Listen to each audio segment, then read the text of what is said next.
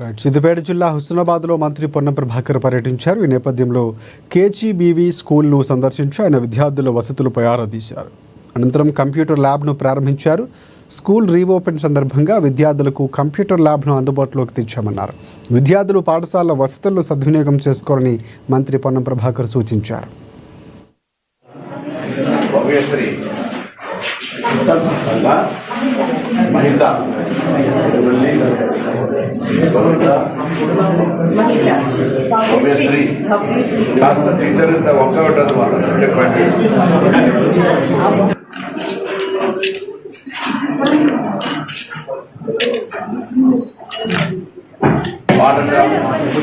పాఠశాల పునః ప్రారంభం మొదటి